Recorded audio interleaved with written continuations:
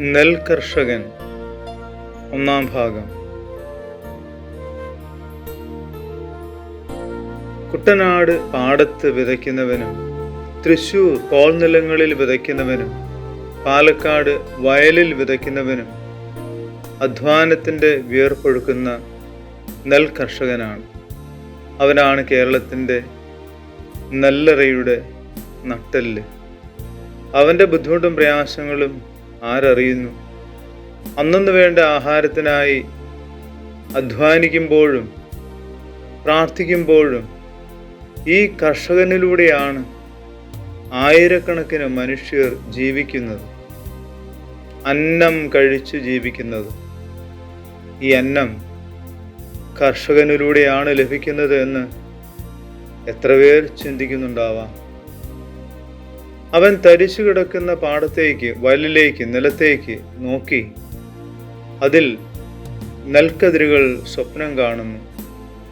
അവൻ്റെ മനസ്സിൽ കാണുന്ന നെൽക്കതിരുകൾ ഈ വിളഭൂമിയിൽ നിന്ന് അന്നമായി നമ്മുടെ ഭക്ഷണപാത്രങ്ങളിൽ വരണമെന്ന് അവൻ ആഗ്രഹിക്കുന്നു.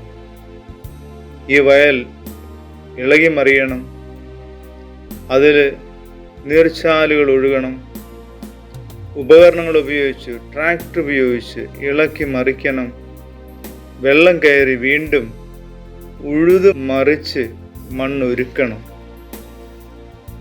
ഉഴുത് മറിച്ച് പാടം വീണ്ടും നിരപ്പാക്കണം. അപ്പോഴാണ് നെല്ല് പറിച്ച് നിരനിരയായി നടാൻ സാധിക്കുന്നത്. പ്രത്യേകമാം വിധം നട്ടിരിക്കുന്ന ഞാറുകൾ സൂക്ഷ്മമായി പറിച്ചെടുത്ത്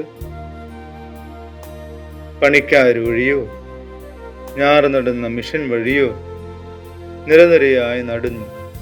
അതിന് അത്യാവശ്യം മാത്രമേ വെള്ളം പാടുള്ളൂ. വെള്ളം കൂടുതലായാലും പ്രശ്നമാണ്.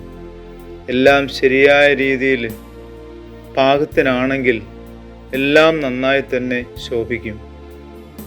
അതെ, സൂര്യൻ അസ്തമിക്കുന്നു, ഞാറ് നട്ടുകഴിഞ്ഞു, ഇനി കാത്തിരിക്കാം അടുത്ത നാളുകൾക്കായി. ഇനി ഈ ഞാറുകൾക്ക് എന്ത് സംഭവിക്കുമെന്ന് ആകാംക്ഷയോടെ കാത്തിരിക്കാം. എല്ലാം ദൈവകരങ്ങളിൽ സമർപ്പിച്ചുകൊണ്ട്